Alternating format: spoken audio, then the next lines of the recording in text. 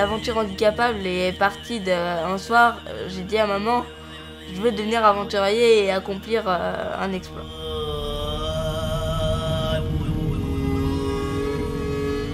Elle m'a dit oui, ok. Donc elle a fait appel à Raph.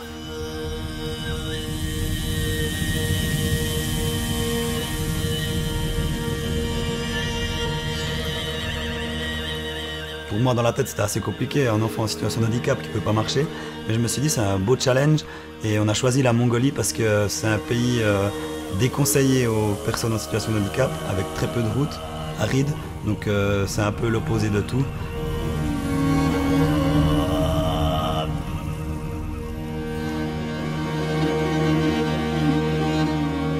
J'avais une vision de Johan avant l'aventure, c'était que les gens, ils le voyaient avec une certaine pitié. Et maintenant, il le voyait avec de l'admiration. Et puis, je pense qu'il y a de quoi parce qu'il a fait un sacré bout de chemin et il n'y en a pas beaucoup qui auraient pu tenir le coup comme Johan a tenu le coup durant toute sa aventure. Parce que c'était pas facile.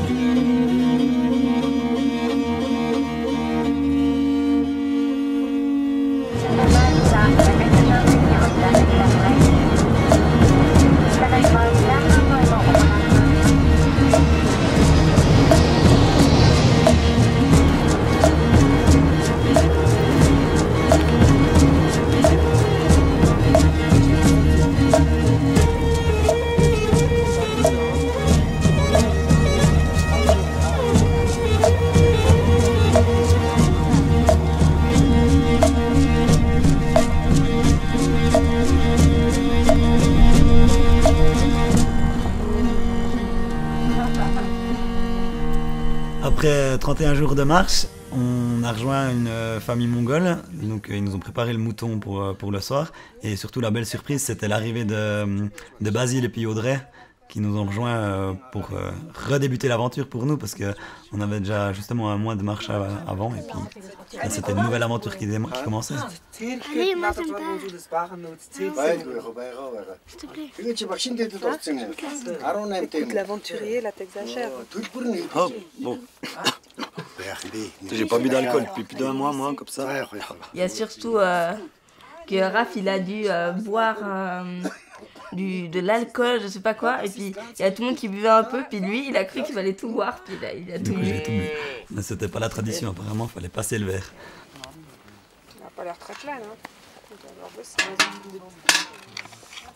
On a trait des vaches à la mode 1940 de chez nous, donc 2 tonneaux, 2 seaux, et puis ouais, bah c'est pas facile, quoi. Ouais, c'est nous qui l'on fait.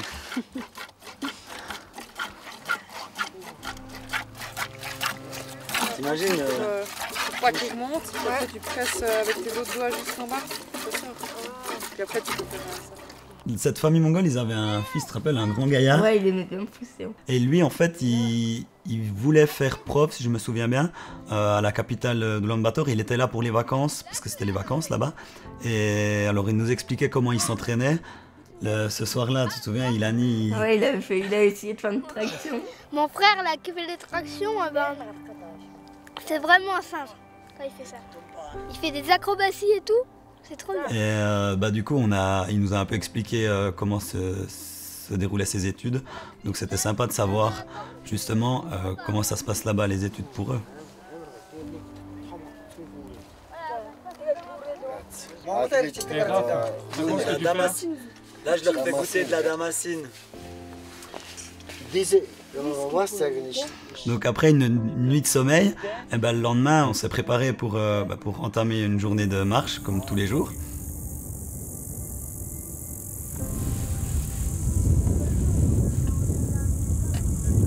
On prépare une mongole à domicile, attention.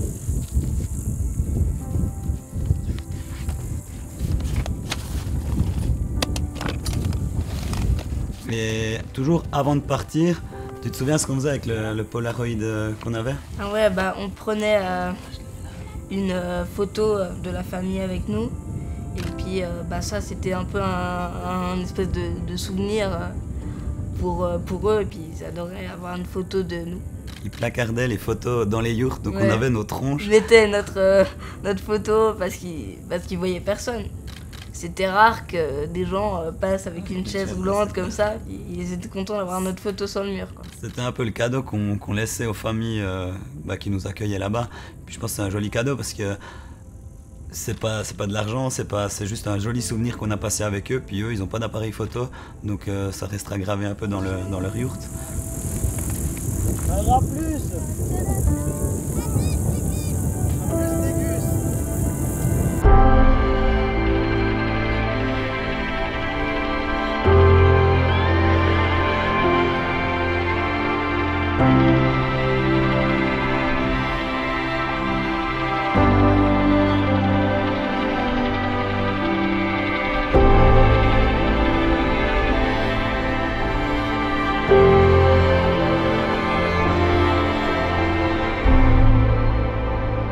On essayait le maximum de se retrouver avec notre équipe d'assistance, Ilani et Susanna, souvent les midis.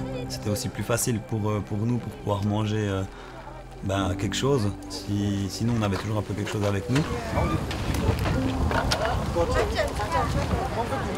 peut pas montrer comme ça devant les caméras. Si on pouvait, on se retrouvait avec l'équipe d'assistance qui avait le bus. Et eux, ils partaient en avant pour un peu aussi repérer le chemin qui suit.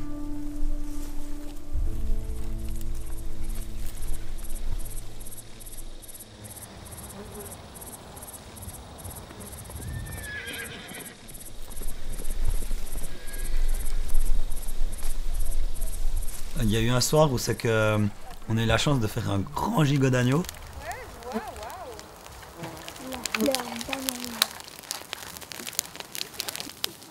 On a reçu un cadeau.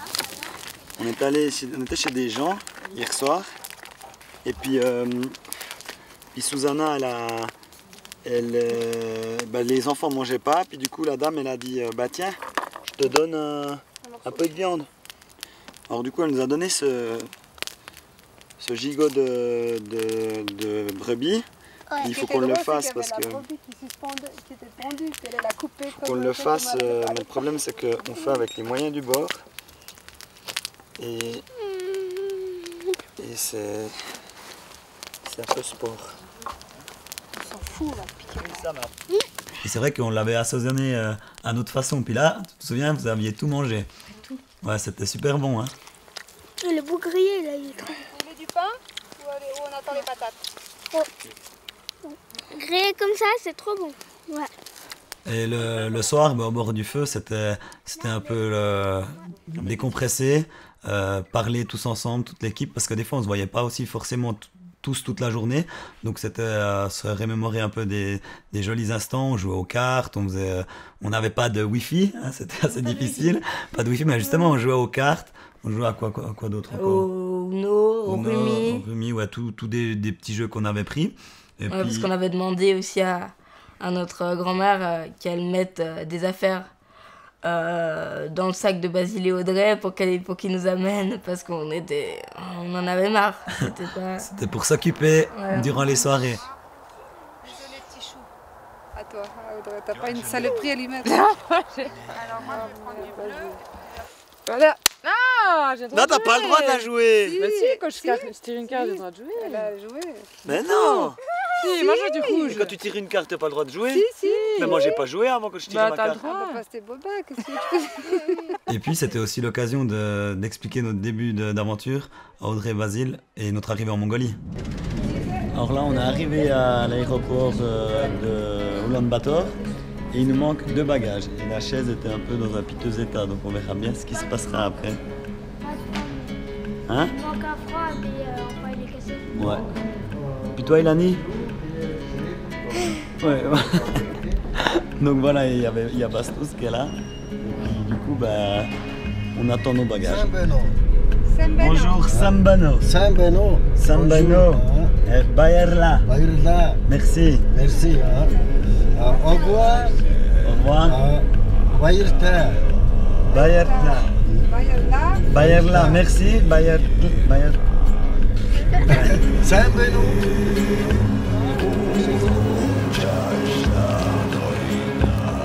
Alors là, on est devant une banque. Ouais, il n'y a pas d'argent.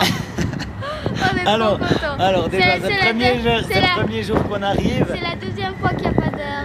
Alors c'est le premier jour qu'on arrive, première banque, il n'y avait pas d'argent, deuxième banque, la carte marchait pas, troisième banque, la carte marche pas. En fait la carte marche pas, on a fait exprès de faire une carte, ils nous ont dit qu'elle marchait, elle marche pas.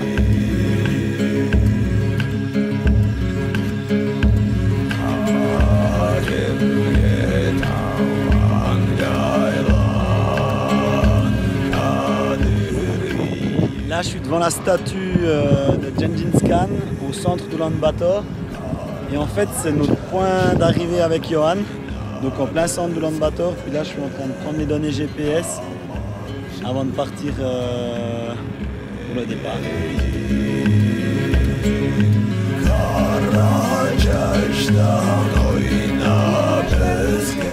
Laufen fertig. Unsere Trek En train de fertig. regarder Das ist das pour Wichtige, le aber trajet. wenn es nimmt mehr Zeit, kein Problem. Donc nous, on va partir d'ici Unsere Zeit. jusqu'à Oulan-Bator.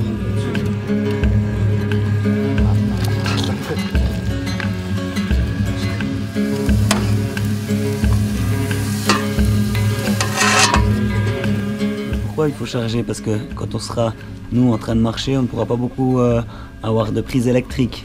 Ouais. Donc il faut tout charger nos affaires quand on peut.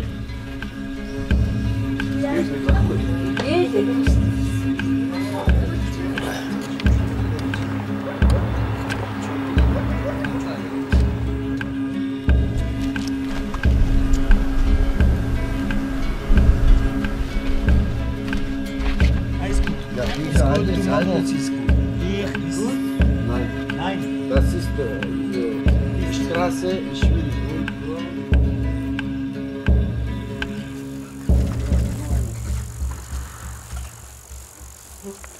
Mais après, genre, Oui, Johan. où il y a ce cabane, là, vers ce mur, là.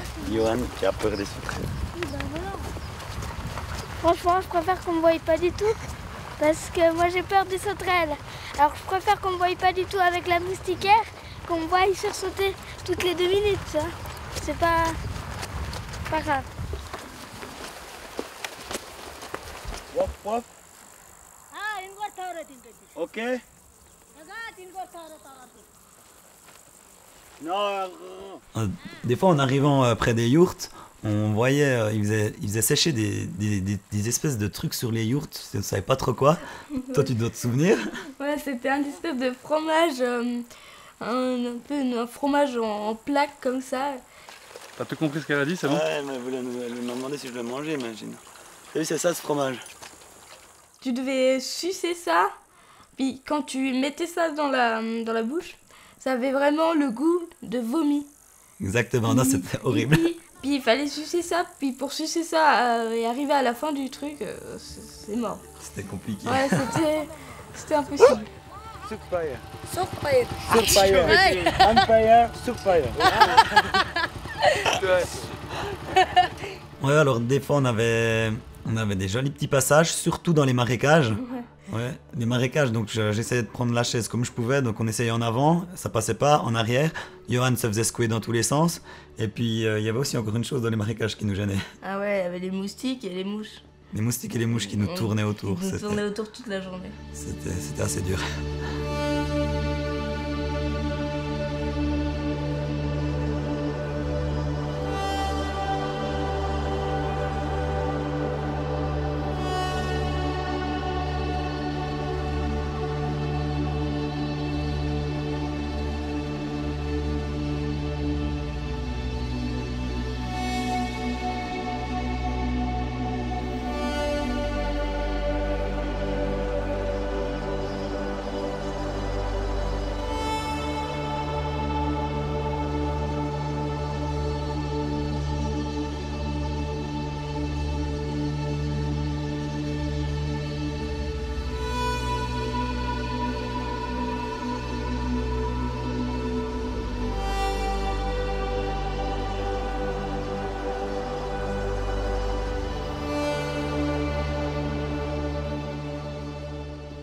Quand on se posait dans les campements, les Mongols ils sont assez curieux, donc ils venaient voir un peu qui on était.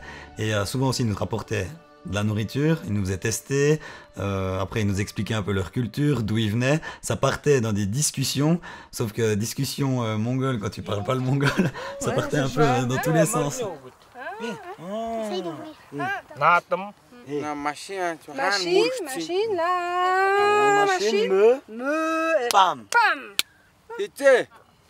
Nous, pas nous. Non. C'est- Mongol machine. Mongol machine. Mongol machine umbu. Ma. Ma.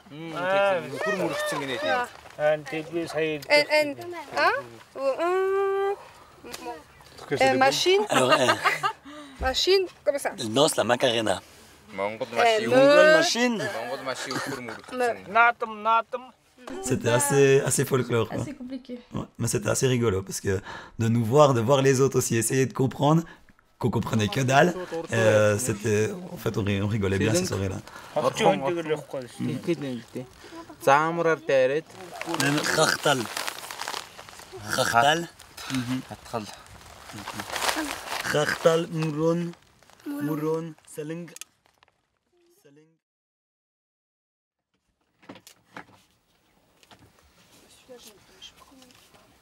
C'est sympa, c'est un moustique sur la gueule. Si. Mais je peux pas faire. C'est un cousin. Oh. Entre les deux doigts. Trop fort. Entre les deux doigts. De toute façon, mon téléphone il a tout battu. Bah voilà, comme ça aujourd'hui tu te tapes la discute avec les potes. Ouais, mais c'est là. Ah, on va se rattaquer une belle journée de route. Très On va bien. arriver à Bulgan. En mongol, Bulgan.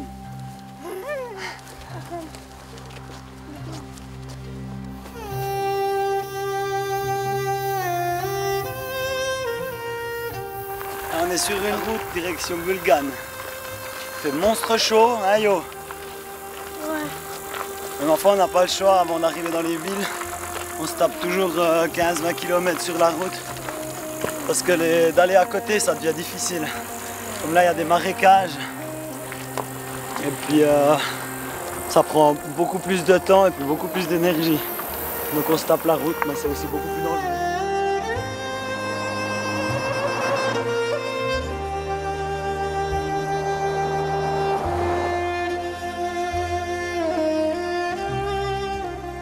Les longues journées sur la route avec la chaleur, c'était pas facile. Et puis des fois, on avait des petits contacts avec l'assistance. Et puis là, on leur demandait un peu la distance qui nous restait. Et des fois, il y avait des petites erreurs. Pour eux, c'était des petites erreurs, mais pour nous, ça pouvait faire de grandes distances de marche. Et quand on a déjà la chaleur et tout, ça devient compliqué. Comme ça. Hey yo! Ils nous avaient dit combien les filles là de kilomètres jusqu'à Bulgan? Je crois qu'elles nous avaient dit 11 km. Donc ça va, là on a fait 11 km et puis on est quoi.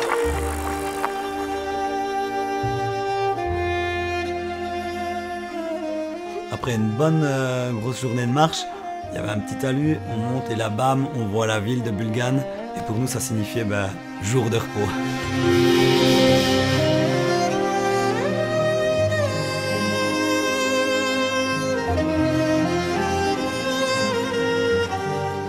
Ouais, puis on était heureux, c'était le truc, une ville, waouh. Satisfaction.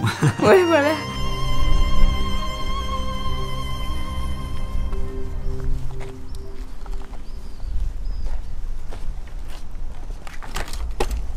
Le fait d'arriver à Bulgan, c'est là aussi qu'on a vu que justement avec un enfant en situation de handicap, c'était compliqué, comme on l'avait déjà vu à Ulaanbaatar. Dans Ulaanbaatar, on a des gros soucis avec Johan en fait. Il n'y a aucun moyen qui est adapté pour les personnes en situation de handicap. Donc là, on veut voir, Susanna pousse Johan avec le déambulateur, il est là. Et du coup, faut regarder les trottoirs, la taille des trottoirs.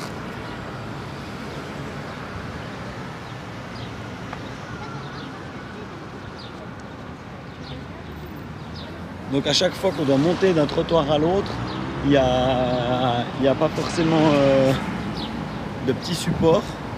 pour qu'on puisse passer avec le déambulateur. Les routes sont délabrées, donc c'est vraiment la catastrophe. Après, ils nous ont dit que... Ils nous disent qu'il n'y a pas d'handicapés ici. Bon, ça, on a du mal à le croire. Mais comme on peut voir dans ces pays, ben, c'est pas facile du tout.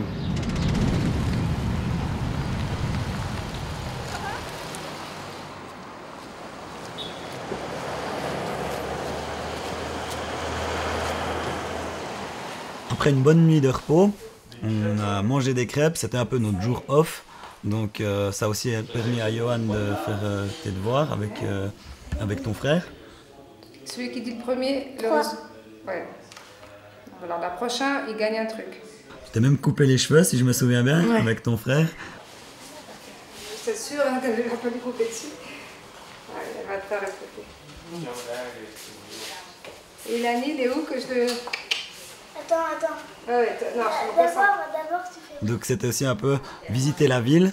On est allé aussi faire les commissions, donc acheter des fruits. Et puis si je me souviens bien, à ce moment-là, on était posé par terre. Puis il y a un gars qui m'a appelé, hey, viens par là.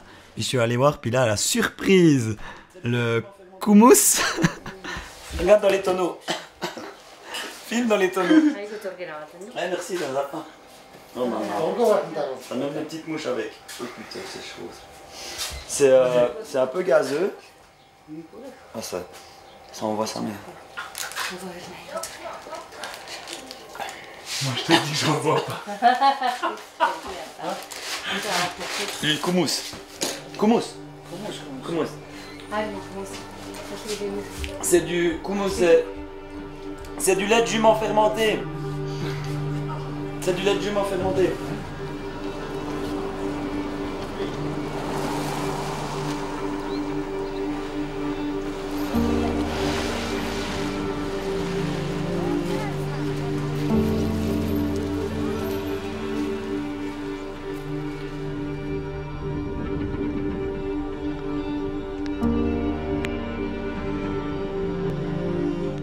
Départ de Bulgan sous la pluie. Ouais, C'était assez rare de voir de la pluie, surtout c'était l'été, non?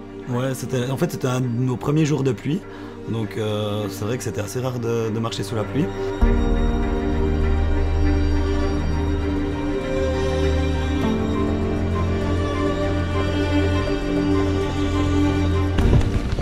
Alors là, on a quitté Bulgan et je suis sous ma vache, tranquille, pendant que les autres ils prennent la pluie. Moi je suis tranquille, sous la vache. J'ai mes affaires. Peinard.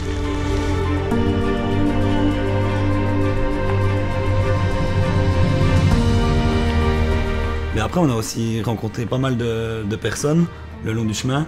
On a rencontré un Suisse, un peu improbable au milieu des steppes mongoles, des Allemands qui étaient en camion et 2 jeunes Français qui nous ont dépassés avec leur 4x4 en pleine steppe mongole. Donc c'est assez marrant d'échanger.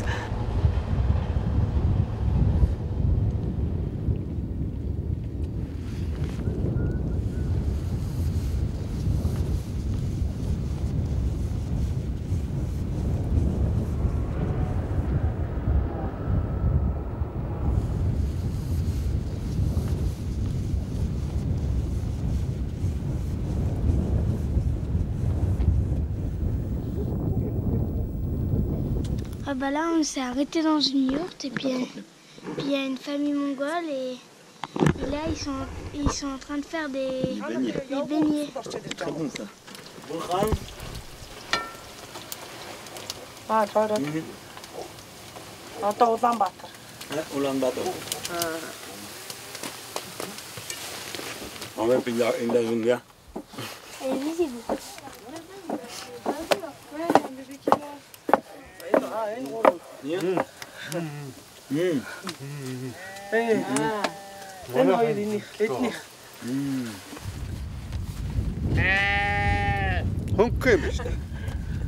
Arrête.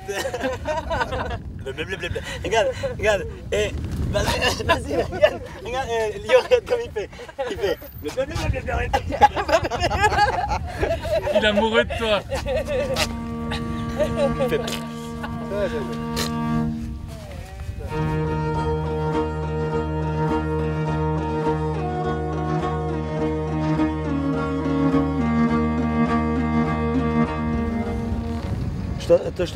On va t'attendre à l'entrée du petit bled. La communication avec les téléphones en Mongolie, on nous avait dit qu'il y avait du réseau partout, mais c'était pas droit ça.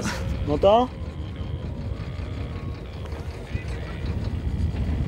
Ok, à plus. On devait chercher le réseau. C'était un peu compliqué de pouvoir communiquer avec les téléphones là-bas. Hein? C'était pas ce qu'on nous avait dit d'ailleurs.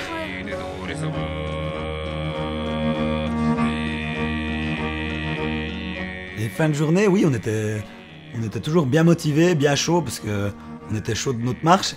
Puis du coup, on disait des fois pourquoi pas faire une petite lutte avec les copains mongols.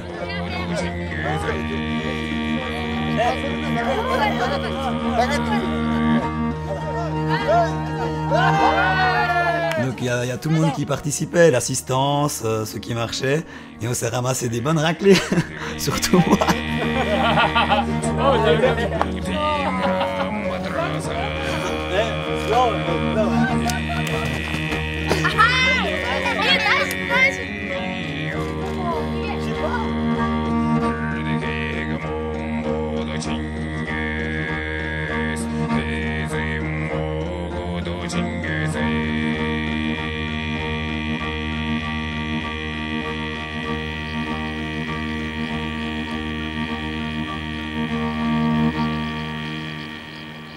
Le soir, on se posait à nos campements, et puis c'est là que des fois, si on pouvait trouver du bois, ben, on faisait du feu.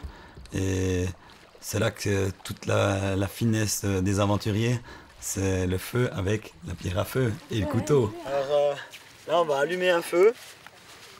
Et puis le truc, quand tu es dans la nature, et puis qu'en général, bah, tu vas avec un couteau, donc le poignard, et puis l'allume-feu, la pierre à feu. Ce qu'il y a de bien, c'est que la pierre à feu, s'il pleut, et ou bien si t'as toujours pour faire des petites flammes, des petites étincelles. C'est pas comme un briquet par exemple que tu peux d'un coup ne plus avoir de gaz. Donc bon, après il faut mettre du petit bois. J'ai pris le bois que j'ai trouvé au bord de la rivière. En plus il est un peu humide, mais il y a des bonnes techniques pour pouvoir allumer le feu. Donc normalement ça devrait jouer. Ça marche pas tout le temps. On va voir. Voilà. Voilà comment on allume un feu dans l'aventure. Bon, j'ai oublié de préciser qu'il faut acheter un litre d'essence avant puis de mouiller.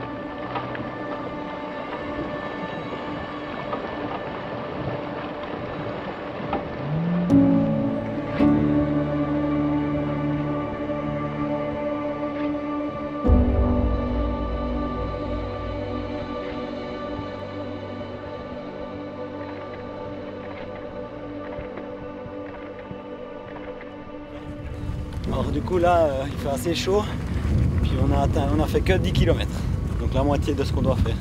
C'est vrai que des fois avec le temps, quand tu dors dans les tentes, t'as pas non plus la nourriture que tu veux, il fait chaud, les jours qui suivent ça devient toujours plus dur parce que le corps il fatigue. Et puis alors des fois des fois c'est un peu ennuyant quand ça se passe comme ça long les journées. Horrible. Mais bon après voilà, ça fait partie du jeu aussi, t'as pas tous les jours tout ce que tu veux.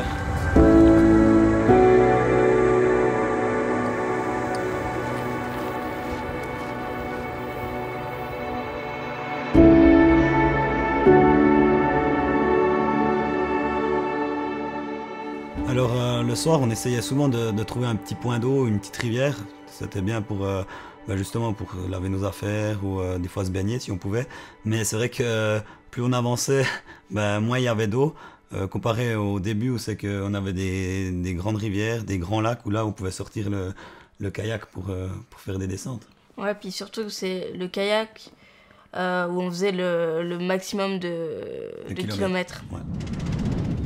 Normalement on devait monter jusqu'à Turt, mais on n'a pas pu vu les conditions de la route qui étaient un peu catastrophiques pour le véhicule. Donc du coup il nous manquait 45 km pour avoir 1000 km au compteur. Et on a décidé de faire le contour du lac et remonter de l'autre côté du lac. Donc c'est ce qu'on est en train de faire. Et là on voit notre point de départ. Et nous maintenant on est de l'autre côté du lac. On va encore monter environ, je sais pas, on a encore 25 km à faire à peu près. On va monter au maximum. Et puis ensuite, pour pas revenir sur nos pas avec la chaise, on prend le canoë et on va redescendre le lac jusqu'à Rartal en canoë.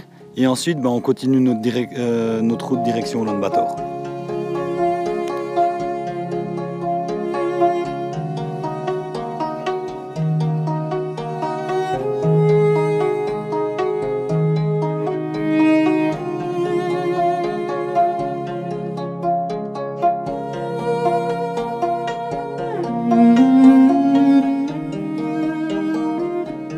Là, on va faire l'apéro avec Yo. Donc, on a les cacahuètes. On est sur le lac Rofsgol. Il est bientôt 16h, donc apéro. Hein. Donc, Yo, un petit apéro. Apéro à l'eau du lac. Vas-y. Santé. Yeah, chin.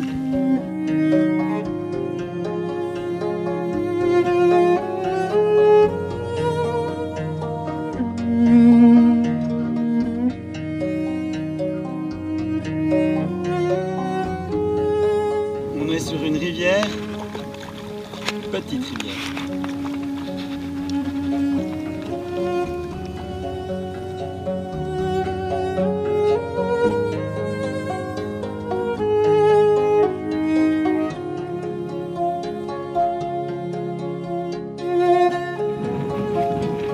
Là, on a fait une journée de bateau avec on a perdu l'aileron. C'est la merde, il y a du vent. On a perdu l'aileron, on n'arrive pas à piloter. On a appelé maman pour qu'elle vienne. Et c'était chaud.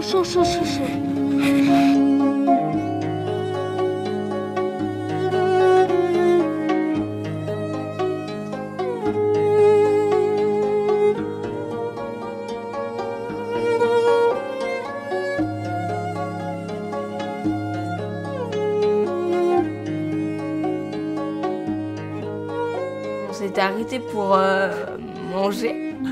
Donc Raph sort du bateau pour sortir les affaires. Donc il sort du bateau et à ce moment-là, on entend un gros plouf. Puis on se dit, oh mince, c'est la GoPro. Et Ouais, puis, au même moment, en fait, moi, je sors du bateau, je vois la GoPro qui tombe dans l'eau, j'essaie de la rattraper. Et là, il y a un serpent qui arrive près de Johan. Donc je l'avertis, je dis attention, Johan, il y a un serpent. Je prends une pagaie, j'assomme le serpent. Et du coup, après, je me mets à la recherche de la GoPro, mais on ne l'a jamais retrouvée.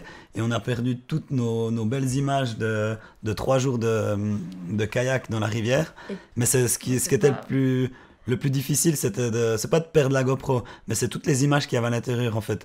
Parce qu'on a vécu des moments magiques, surtout quand on s'est retrouvé dans une famille de nomades perdus au milieu de nulle part. Et là en fait, Johan et moi, on a rencontré un enfant du même âge que un Johan, enfant handicapé. qui avait le même handicap que Johan. Et explique justement Et puis ce que c'était un peu choquant parce que cet enfant était par terre sur une espèce de lit ou couverture. Et il était nu, donc il n'avait pas d'habit et tout ça. Il faisait ses besoins et puis il faisait ses besoins par terre sur son matelas et tout.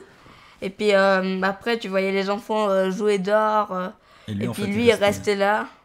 Et puis ce que j'ai remarqué surtout, c'est que moi, par rapport à cet enfant, j'ai une chaise adaptée, j'ai plein de choses. Et puis lui, on lui fait pas ça. Ouais, là-bas, il n'y a pas les soins qu'on a ici.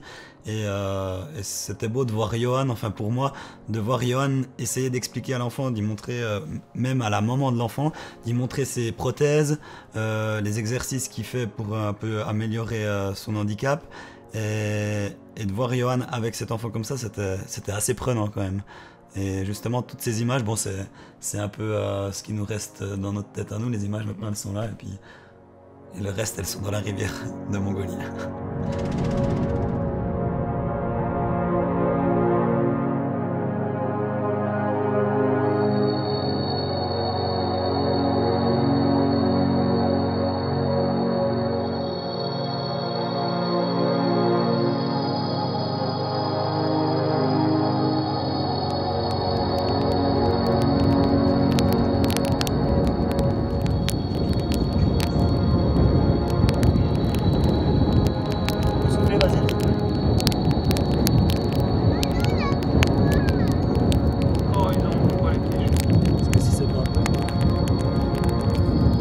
Comment saignant, à point, ça m'a l'air goûtu, hein. Non, mais reste pas. Tiens, mange. Non. Je vais pas te couper en deux. Non, bah, tu veux Ouais, mais je veux bien, mais coupe Ça se d'abord. mange l'antenne? Non. Ça Quoi? Ah ouais? Ça se mange l'antenne? Ah. Comment? Bouillon dedans? De la viande. C'est le goût de... Attends. C'est un truc qu'il faut que je recrache là, je pense. Mais avant, j'aimerais ça. Ah non, j'ai pas mangé.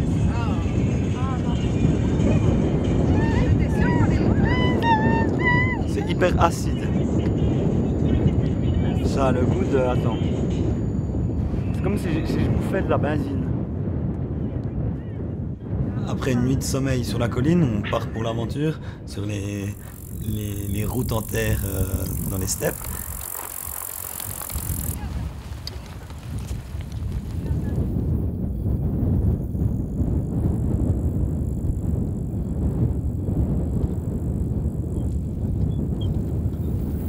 Et hier soir, on était sur une colline. C'était très joli. On a eu la chance de pouvoir faire un petit feu. Avec le peu de bois qu'on a trouvé, on avait une belle vue sur 360 degrés sur toutes les plaines de Mongolie. C'était vraiment chouette, ça changeait un peu. Puis on a essayé de manger un criquet, mais alors c'était un criquet au fioul ou je sais pas, c'était pas très bon. Certaines fois, on avait des belles visites d'enfants. Bah, il y avait des enfants qui venaient à 5 sur la moto comme ça, tout serré. Puis ils nous voyaient arriver avec la chaise. On leur a montré mes attelles et tout ça. Puis ils ont compris que c'est pour ça parce qu'au début ils comprenaient pas pourquoi ils me poussaient. Puis là ils ont compris. Johan, Oh. no walking.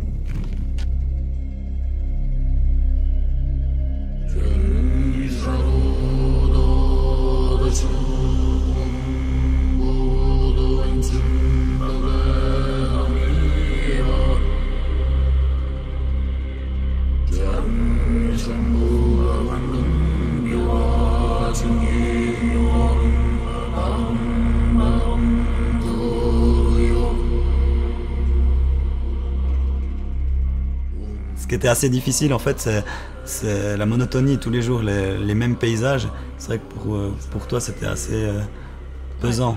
Surtout que j'étais 6 heures par jour dans la chaise. Ouais. Donc au bout d'un moment... Voir tout le temps les mêmes paysages, c'est compliqué. Là, on marche et puis il y a un soleil vraiment horrible. On a trop chaud, on en a mal. Et aujourd'hui, normalement on fait moins de kilomètres que d'habitude. Normalement on fait 20, vers les 20 quelque chose kilomètres. Et puis là on en fait 15. Ça fait un peu moins et puis après on va s'arrêter bientôt pour boire un truc et tout ça. Et puis on s'emmerde vraiment. Vraiment, on a trop chaud, trop chaud, trop chaud.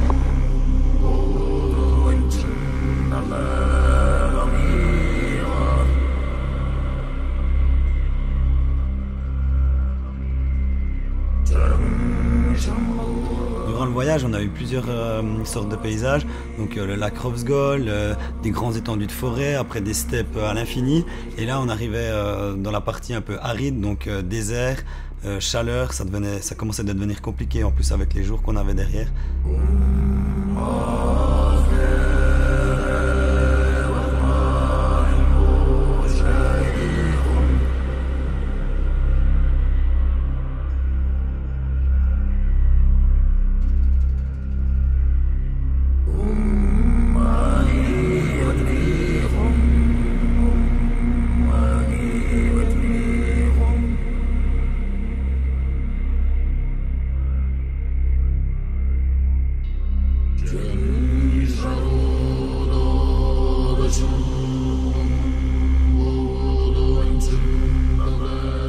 Après une bonne journée de marche dans le désert avec une grande chaleur, pas beaucoup d'eau, on est arrivé à un endroit où c'était quoi, des mines d'or. Ouais, on n'arrivait pas à voir ce que c'était.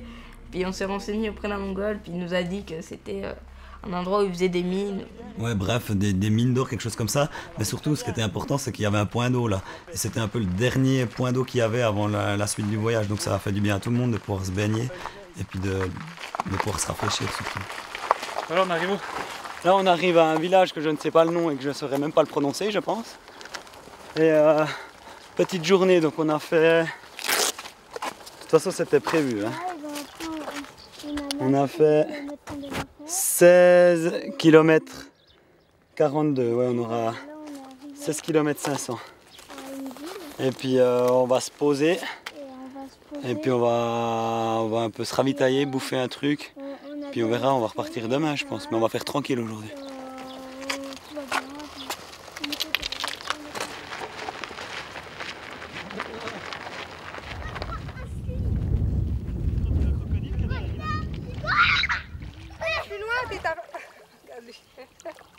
C'est propre, c'est bien.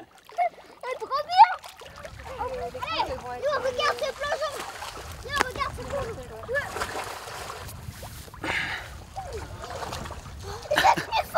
Alors là, on est en train de trouver des moules. Là, on est en train de trouver des moules et on en a plein. C'est un peu difficile parce que je vais vous montrer comment ça se joue. Vous avez vu? Ouais, c'est vrai.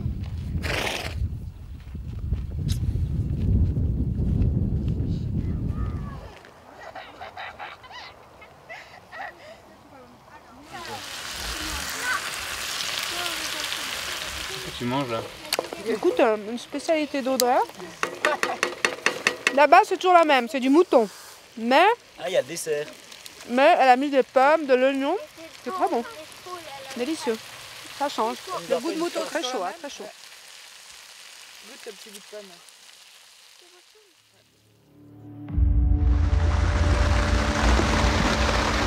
Alors là, comme vous pouvez voir, il pleut un petit peu. Moi je suis profité pour ranger un peu la tente, tout ça. Tandis que les deux bœufs, les gaillards là-bas, ils sont en train de ramasser tout sur la gueule, comme on dit chez nous. Ils adorent ça. Regarde, ça y a Audrey là, elle est en mode trempée. Le réveil le matin, c'était très humide. On s'est un peu retrouvé dans la flotte. Ouais, dans la flotte totale. Il y avait une inondation sous le bus. On avait les pieds dans l'eau. Un bain de pied en même temps. Du coup, on n'a pas trop tardé, on a pacté et puis on est parti pour marcher.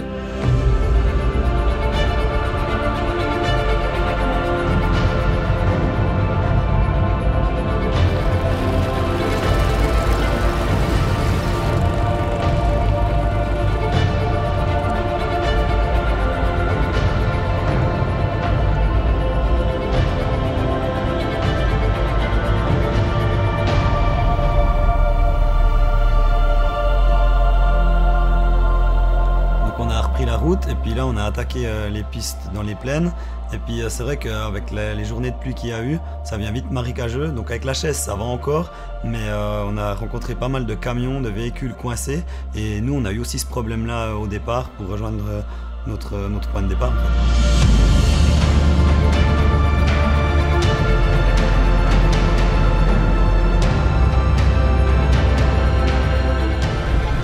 c'est notre tracteur pour traverser la rivière parce qu'il y a eu un petit souci.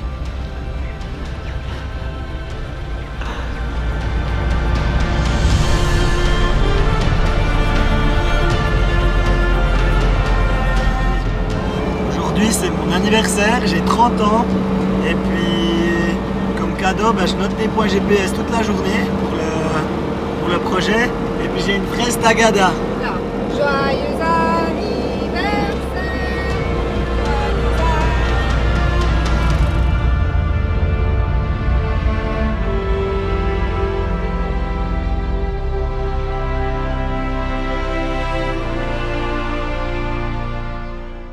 Donc du coup après cette journée de marche, on s'est posé dans un endroit où c'est qu'il y avait des hautes herbes, un peu style savane. Et puis là, du coup, on a profité pour... J'ai pu allumer mon premier feu avec ma petite pierre à feu. J'étais super content, mais j'ai un peu galéré. C'est pas facile. Toi, t'allumeras le feu, moi, je t'aillerai les branches. Un petit affaire. Que ça se fasse tout. Et on veut pas arriver à l'allumer. Là, tu le tournes. Il faut toujours qu'il y ait du feu. Le casser pour que ça fasse tout fin.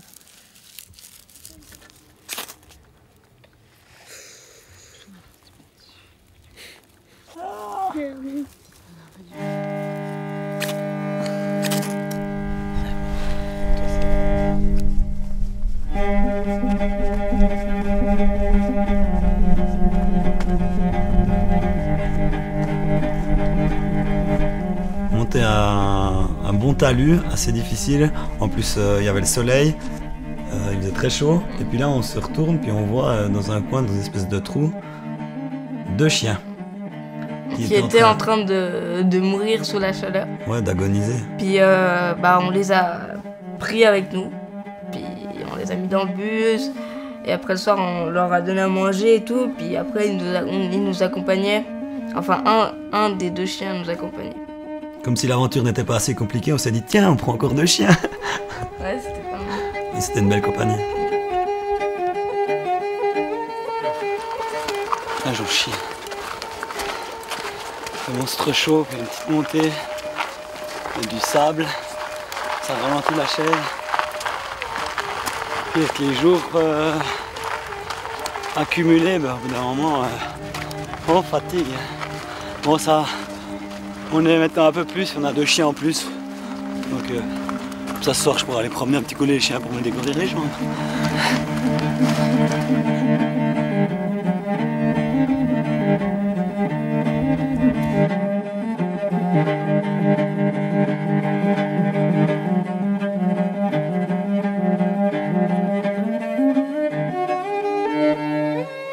Une fois qu'on arrivait le soir, au campement, moi je montais la tente. Et une fois que la tente était montée, en fait, je mettais Johan dedans. Et puis c'est moi qui devais organiser tout, mettre les sacs de couchage, sortir les trucs pour dormir. Je te mets dans la tente. Ouais. Allez.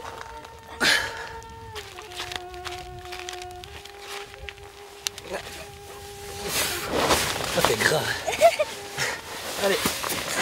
Bon. Moi je me mets ce côté ici. Ouais. Toi tu te mets là. J'ai le sac de couchage, je t'amène le reste des affaires, ok? Ouais. Je te laisse faire.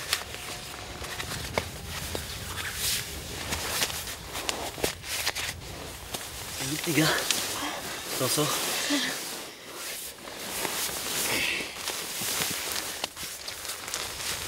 Puis Nickel. mes chaussettes, j'en ai pas. T'as passé l'aspirateur?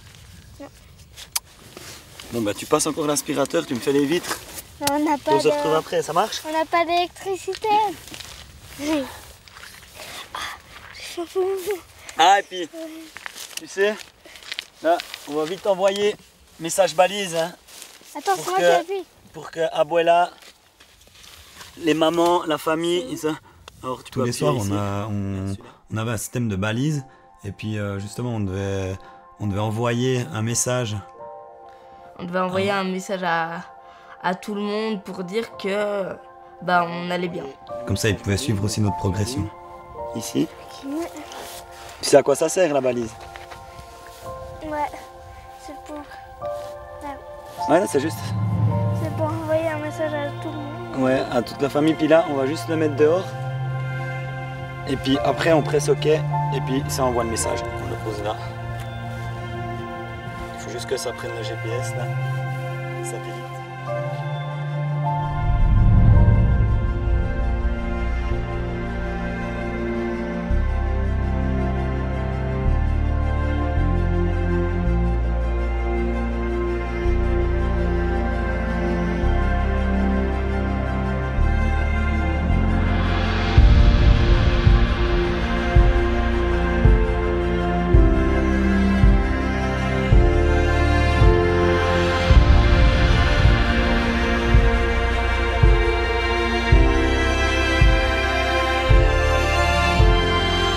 Alors, durant notre marche, sous la chaleur du désert, on rencontrait tout d'un coup des lieux chamaniques où les Mongols priaient. D'ailleurs, c'est vrai qu'on en a vu en début d'aventure. Ici, en fait, c'est pas ces tas de cailloux, c'est des coins religieux. C'est chamanisme, comme on nous a expliqué. Et en fait, les gens, ils tournent autour 3 fois. Là, on en voit qui tourne. Et après, ensuite, ils jettent soit un caillou, une pierre ou quelque chose. On a vu aussi même des cannes de personnes handicapées ou j'ai même vu un manche de guitare. Et en fait, c'est pour la chance. Donc, on a fait 3 fois le tour avec Johan. On a acheté notre petite pierre. Et j'espère qu'on aura de la chance pour notre périple.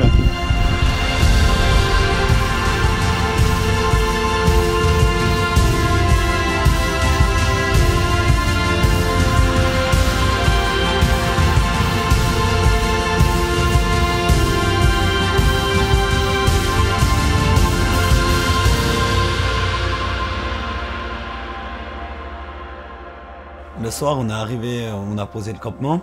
Et puis là, c'est vrai qu'il y avait une accumulation de nuages qui nous tournaient autour. Et, on s'attendait à la tempête, mais on s'attendait quand même pas à une tempête pareille, quoi.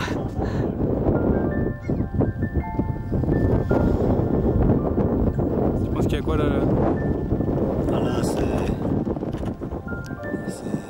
pas. Est-ce qu'on va se ramasser la tempête de sable? Là, il y avait des montagnes là-bas.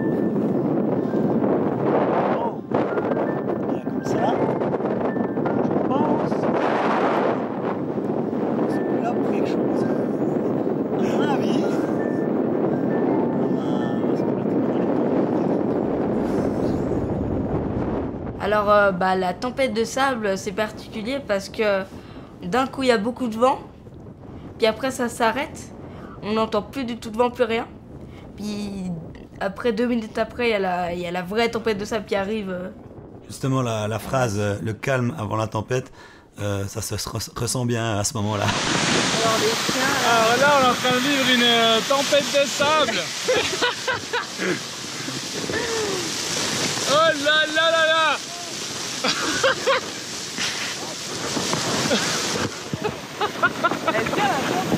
Je sais pas ce qu'il dit. Et je me souviens d'une phrase de Susanna qui ouvre un petit peu le véhicule, fait on est dans le véhicule avec les enfants. Et moi j'étais dans la tente, Basile aussi, Audrey aussi, peut-être ok non tiens les tentes. Mais c'était assez marrant. Alors maintenant après la tempête de sable, on a droit à la pluie. Pour le moment la tente elle tient, mais on n'est pas encore sûr de quand ça va s'arrêter cette mer. Donc on le voyait arriver au loin, mais là c'est assez violent quand même. Du coup le réveil le matin c'était le marchand de sable qui était passé, mais alors des camions quoi. T'as fait secouer ou bien? Le marchand de sable qui est passé. C'est de la tête.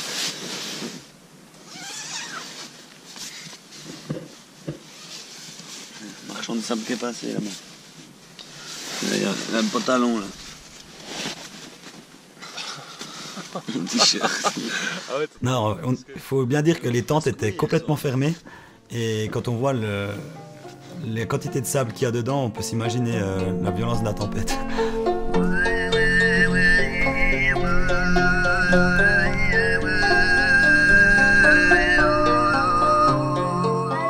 bah là, à cause de la pluie, il y a une rivière qui s'est formée, une espèce de rivière. Puis on trouve un moyen, on essaye de traverser. Et, Bon, après, faut pas que ça... mais on risque de s'enfoncer avec la chaise, tu vois.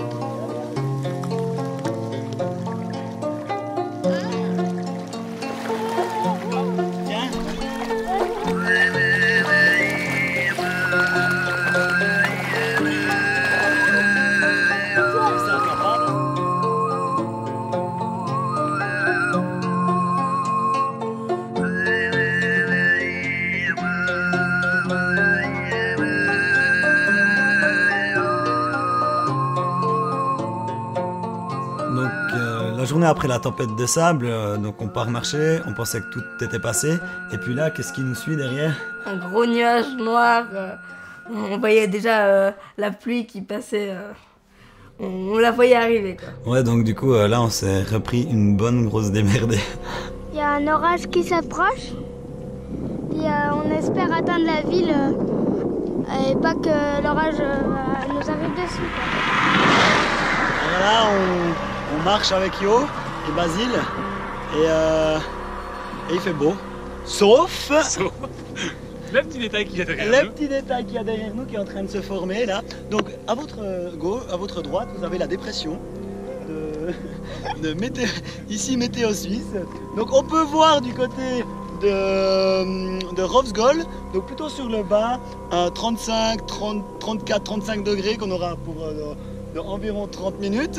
Et bien en face de nous, le bel ouragan là qui commence de bien se former, qu'on aura d'ici 20 minutes dans la gueule. Donc bonne journée à tous. Ce soir c'est le film La Chèvre avec Pierre Richard et bonne soirée.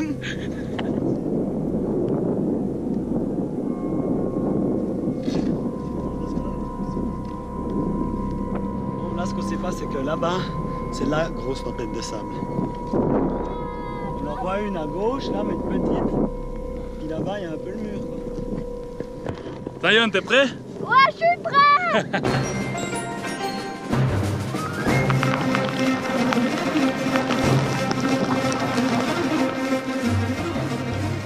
En 3-4 secondes, des grêlons comme ça gros qui nous arrivent dessus. Et on a dû se réfugier dans une bouche d'égout avec le chien qui nous suivait toujours.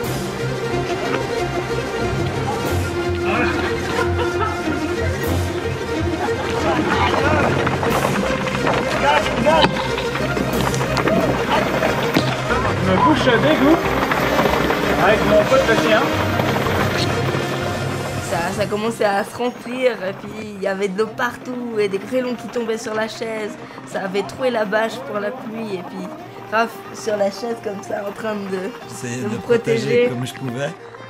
On est en train de se ramasser un orage de grêle et on n'a aucune place pour se mettre. On était là-bas mais ça a pris l'eau complètement. On peut plus. Aïe putain. Aïe. Et puis c'est des gros grêlons et ça fait très mal. Donc je suis mis de dos, là il y a Basile devant moi. Avec le sac. Yo, ton sac. Yo, il est dedans.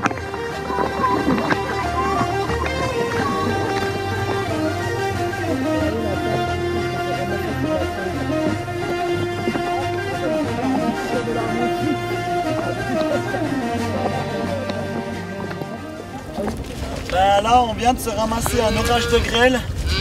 Ça va Yo? Ouais, ça va. Donc on a ramassé fort parce que on peut voir la bâche, pourtant c'est une grosse bâche. Hein. Puis la taille des... Après la grêle, on a été dans une ville et puis malheureusement, c'est là où on a dû laisser le chien à une famille quand on est reparti le lendemain. Donc on a pu dormir chez eux et puis le lendemain, on leur a laissé les chiens puis on est parti. Ouais, parce que avec les chiens, ça devenait un peu problématique, surtout avec la route, parce qu'ils couraient après les voitures, une fois il a attaqué un mouton. Donc du coup, après avoir passé la nuit chez ces gens, on leur a laissé le chien. Puis on leur faisait confiance, je pense, parce qu'on a passé une belle journée avec eux. Donc je pense qu'ils étaient en bonne main.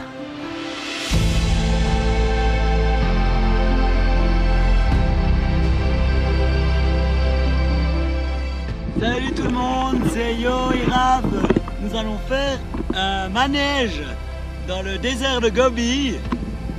Donc le manège s'intitule Avance ou tombe. D'accord?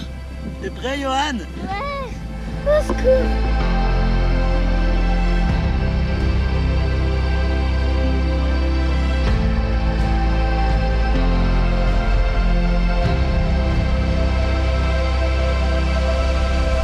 Avant Ulaanbaatar, en fait, on avait 280 km de route bitumée à parcourir. Donc moi, ça me rappelait le voyage que j'avais fait aux États-Unis, traverser comme la route 66, des longues routes à perte de vue.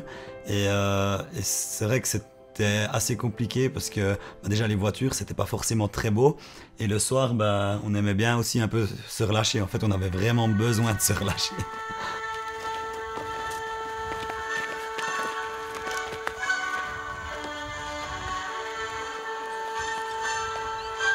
Viens, on danse le... Viens.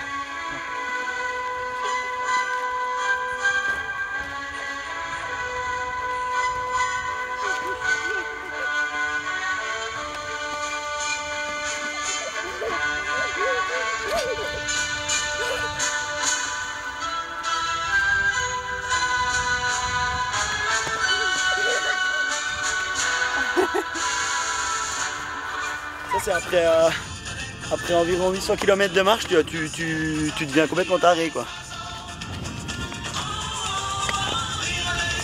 Et on fait une... Ah la queue, le... Ah la... Quoi? C'est dur? Ouais.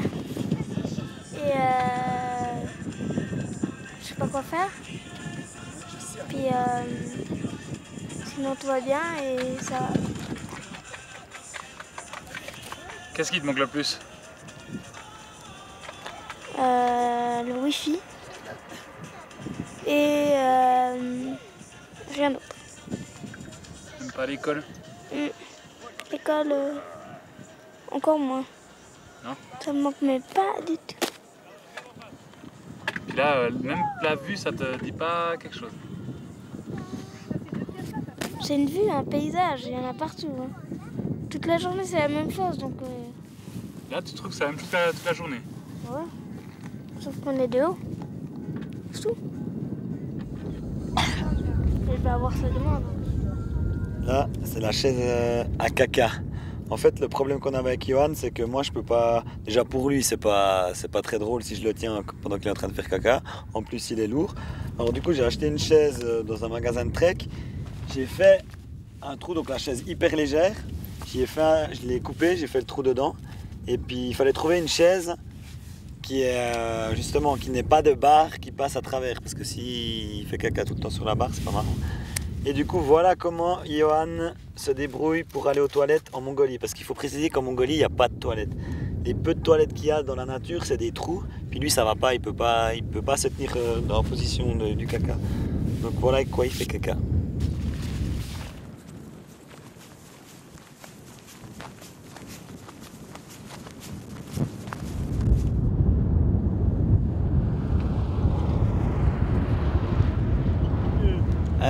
D'ailleurs, on va contourner, on va prendre quand même la route, la montée là-bas, parce qu'on pensait prendre à côté, mais il y a du sable, et puis la chaise dans le sable, c'est pas du tout l'idéal. Donc on va se taper cette petite montée pour redescendre et se retaper une montée. Et là, on a crevé les deux pneus. Les deux. Ouais. Genre, je me disais, putain, mais je sais pas ce que j'ai un petit remous là. Allô, allô, ici la chaise qui roule plus. Oui, j'ai crevé les deux pneus. J'ai crevé les deux pneus, on est en bas là, juste avant la montée. Le lendemain matin, et après quelques mètres, les deux roues de la chaise, elles pètent. Donc du coup, on a dû appeler l'assistance et puis on a changé les roues. Oui, heureusement que justement l'assistance était là, pas trop loin, parce qu'on avait déjà crevé un pneu durant le long du chemin, et puis là il fallait tout replétser. Donc Ilani, Susanna sont arrivés en bus. Ilani nous a aidé aussi à réparer les pneus, puis on a perdu pas mal de temps. Je peux pas les replétser parce qu'il y a plein de trous. On en a assez, je sais pas. Bah, je sais pas, on a déjà le pneu, puis on en a encore, c'est bon, donc il faudrait pas que je reperce. Ouais, parce qu'il me semble qu'on en avait que 3. Bon, celle qu'on a gardée là, elle a qu'un trou, donc à la limite, je peux la replacer celle-là. Ouais.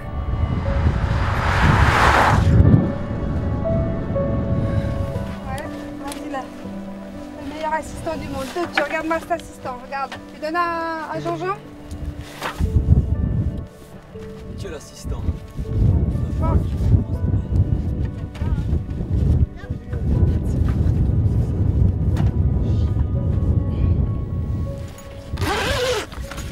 Regarde, il y en a plein. Il faut déjà que j'enlève. Ouais, mais attends, faut prendre l'autre. On les enlève. Je vais tout sortir.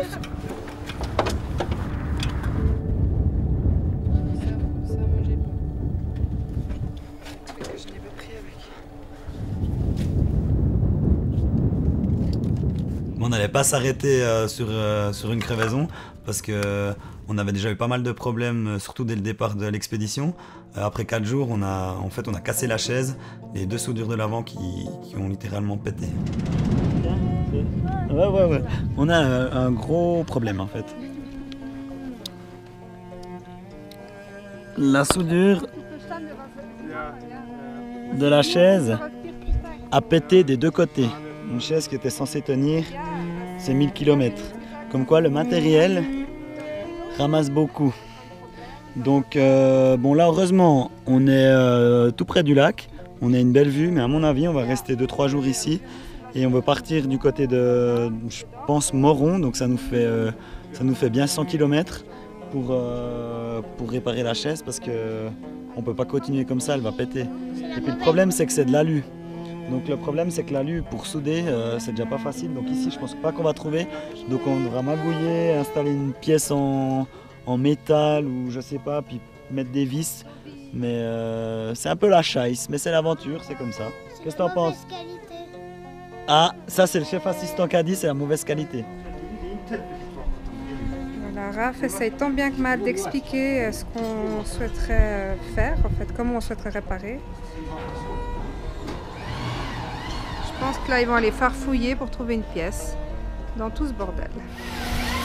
On verra, on a essayé de se faire comprendre parce que en fait, moi je voulais pas qu'ils m'enlèvent la pièce principale de la chaise parce que sinon après je pourrais plus rien enlever. Si d'un coup j'ai la roue amovible qui pète, je pourrais plus rien faire.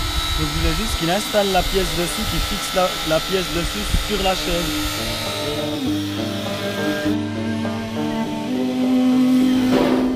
Ce qui est le plus dur, c'est d'expliquer ce qu'on veut en fait, parce que j'avais mon idée dès le départ, mais de leur faire justement passer un... Donc ça c'est le tube d'origine, puis on a mis une barre, puis vissé. Donc c'est ce que je voulais faire, mais ils comprenaient pas, ils faisaient tout des découpes, du bordel. Mais du coup, là c'est réparé, puis j'espère que ça tienne un petit coup quoi, parce que 4 heures pour mettre une barre de fer, c'est pas facile. Ils voulaient pas que je fasse. J'ai quand même dû faire parce que sinon je serais encore.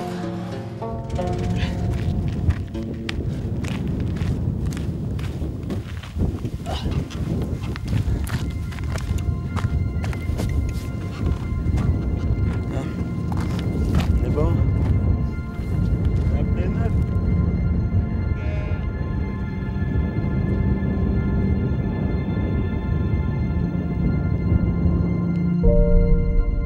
Comme dans chaque aventure, on ne peut pas savoir la date d'arrivée. Donc après 20 jours passés avec Basile et Audrey, il était temps pour eux de rentrer en Suisse. Et nous, continuer notre bout de route jusqu'à la capitale.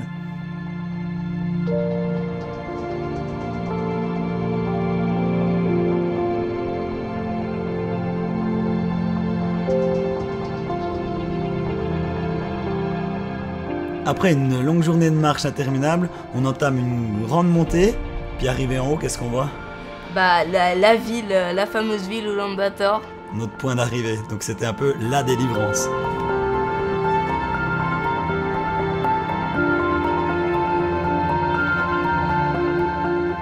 Dernier jour de trek demain, là c'est dernière nuit, ça se voit, parce que voilà notre campement. Donc juste à côté de la route principale, on est à l'entrée de Ulaanbaatar, on dort chez un monsieur apparemment qui a de ferraille chez lui. Johan qui joue toujours aux jeux vidéo comme à chaque fois depuis le début. Et voilà notre dernier poste avant l'arrivée qui se fera demain si on ne se fait pas écraser. Une fois que j'ai vu la ville de Ulaanbaatar, et bah là j'étais vraiment content d'y être. Je faisais que de demander à Rafi c'est quand qu'on arrive et tout, je me réjouis, c'est quand qu'on arrive. Là, on arrive au périphérique de la ville. C'est super dangereux parce qu'on n'a pas le choix, on doit longer la route, il n'y a pas de trottoir et on a environ 18 km à faire comme ça. C'est le dernier jour et on approche du but. On pense quoi, Yo? Bah moi aussi que c'est cool. On est content.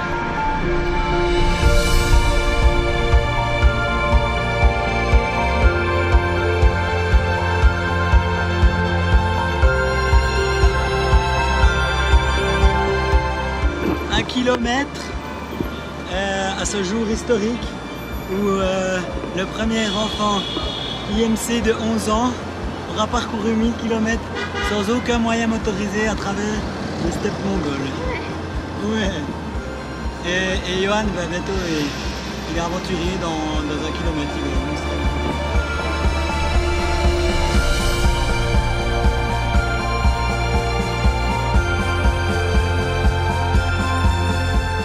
Là, au coin de la rue, et ben, je vois la statue, notre point d'arrivée.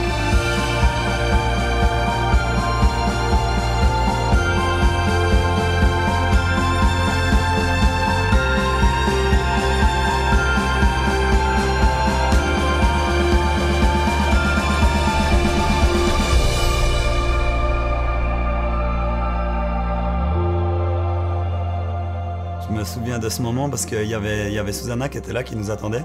Et puis on était là avec Johan et puis elle nous dit mais c'est tout. Puis en fait c'est là que dans une aventure en fait c'est pas le point d'arrivée qui est important, mais c'est tout le chemin qu'on a parcouru pour en arriver là. Et c'est là que sur la place de Gengis Khan que Johan est devenu un grand aventurier.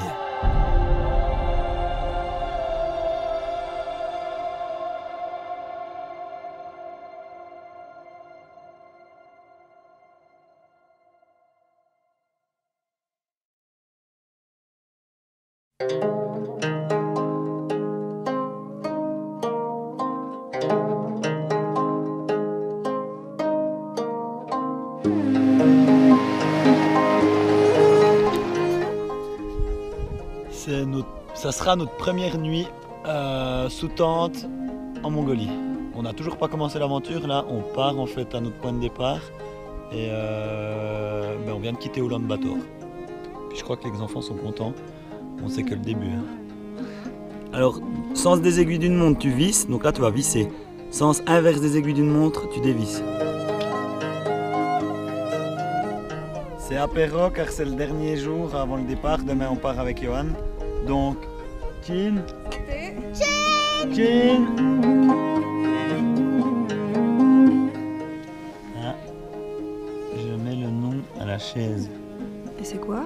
On a décidé de la nommer Choupet.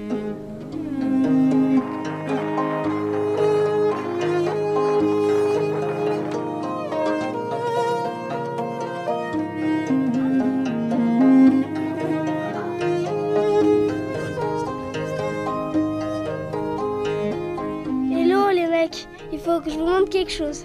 Tu fais quoi, Raph? Je sais pas, je touche cette substance qu'on n'a pas vue depuis plusieurs jours. Bah, c'était con, c'est du bitume. Ah, c'est du bitume? Le bitume, ça signifie quoi, Yo? Bah, ça signifie Wi-Fi, WhatsApp, Facebook. Ben patate. Le bitume, ça signifie qu'on est arrivé à Moron. On a fait plus de 205 km. On a chaud. On a chaud et on est content parce qu'on va prendre une douche, on va dormir dans de bons lits, voilà. Et puis on va faire surtout un jour de repos. Voilà. Alors à plus.